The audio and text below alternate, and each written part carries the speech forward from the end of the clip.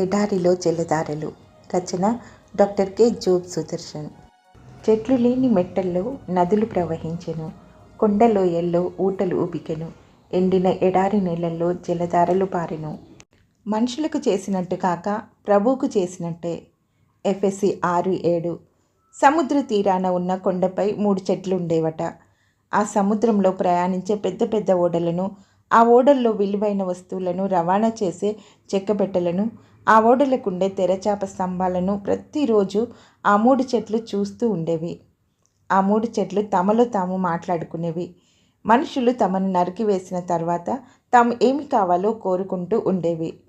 మొదటి చెట్టు, ఆ బంగారు వజ్రాలు ఉన్న ఆ చెక్క పెట్టెలున్నాయిగా, నన్ను కూడా పెద్ద పెట్టెలాగా చేయాలని కోరుకుంటున్నాను.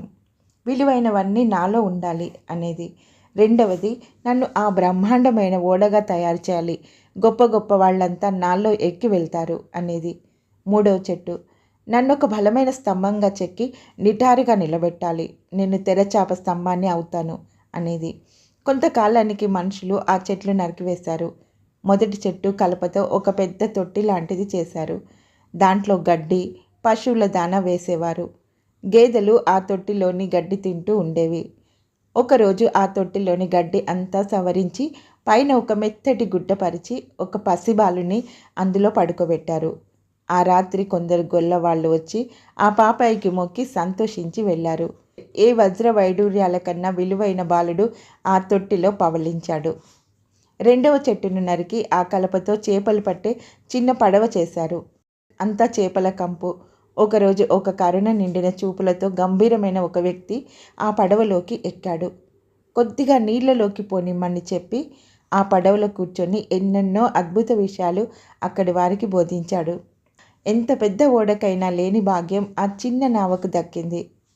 మూడవ చెట్టును కోసి పొడవాటి దూలాల్లాగా చేసి పక్కన పెట్టారు. ఒకరోజు సైనికులు అందులో 2 దూలాలను నిలువు అడ్డంగా కొట్టారు.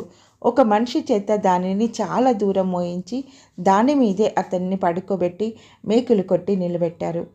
తెరచాప స్తంభంగా అవుదామనుకున్న ఆ చెట్టు లోకరక్షకుని వ్యధస్తంభంగా విలసిల్లింది. ఆ 3 చెట్లు తాము కోరుకున్నట్టుగాక దేవునికే అలా ఉపయోగపడినాయి. ఏదేదో కావాలని కోరుకుంటున్నావా? ప్రయత్నిస్తున్నావా? అయితే దేవుడు నిన్ను వాడుకోవాలని చూస్తుంటే ఆయనకు నిన్ను నీవు అర్పించుకోవడమే ఉత్తమం.